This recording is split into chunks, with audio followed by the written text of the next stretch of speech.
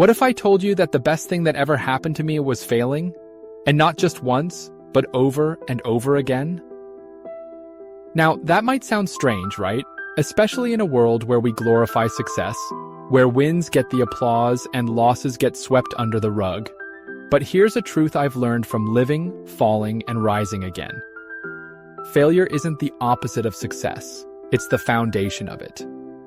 Hey friends, welcome back to The Inspired Lens, where we talk about life, purpose, growth, and everything in between.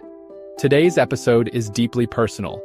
It's a story about breakdowns that became breakthroughs, the lessons hidden in the rubble of mistakes, and why failure, as painful as it was, became my greatest teacher.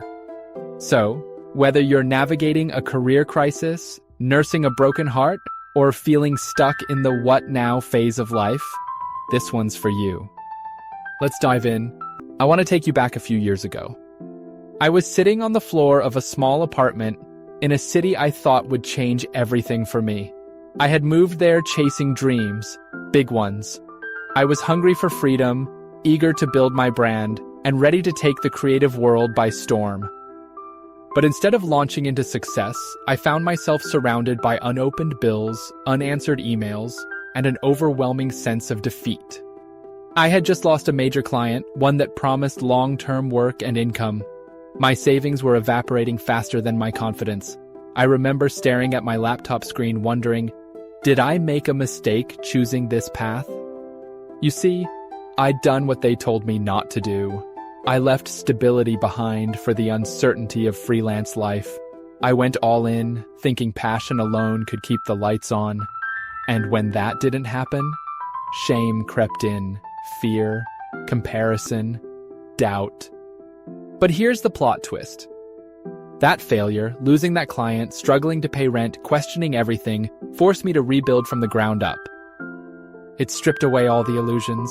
It made me sit with myself and ask the hard questions. What do I really want? What does success actually mean to me? What am I willing to fight for, even when it gets ugly? And that changed everything. Let me share another story.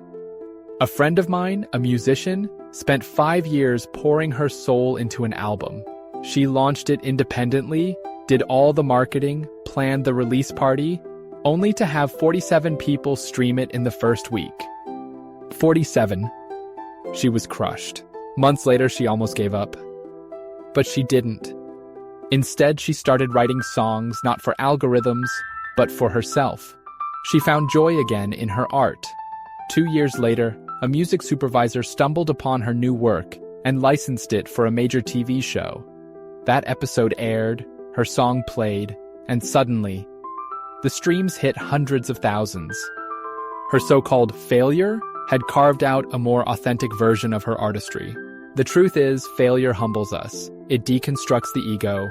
It takes off the masks. It forces us to get honest with who we are and what we're doing. But it also shows us what we're made of. So, what can you take away from this? If you're in a season of failure, what now? Here are 3 lessons I've learned that might help you too. 1. Redefine what failure actually means. Failure doesn't mean you are a failure. It means a strategy didn't work, a decision backfired, a chapter ended. That's not the end of the book. Start asking, what is this trying to teach me? Turn judgment into curiosity. 2. Resilience is a muscle, build it. You don't grow resilience by avoiding failure. You grow it by going through it and realizing you can survive it. Start small. When something doesn't go your way, don't numb it or run from it. Reflect, journal it, talk about it, understand it. 3. Let failure refine you, not define you. This one's important. Failure can leave scars, yes.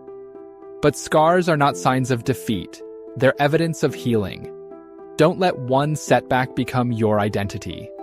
Use it as raw material for reinvention. You are allowed to rewrite the story. I know it's hard. Trust me, I've cried in airports, questioned myself in hotel rooms, walked alone through foreign cities feeling like I had no idea what I was doing with my life. But with every closed door, every awkward no, every painful silence, I got clearer, sharper, bolder. And you will too. Because sometimes, the very thing we dread becomes the doorway to the life we've been dreaming of. I want to leave you with one last story. A few months after that major client dropped me, I was offered a small, seemingly insignificant freelance gig, writing copy for a brand's Instagram page. I almost said no. It felt like a step backward. But I said yes.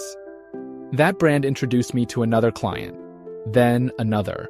Before I knew it, I had built an entire portfolio that was far more aligned with who I truly was.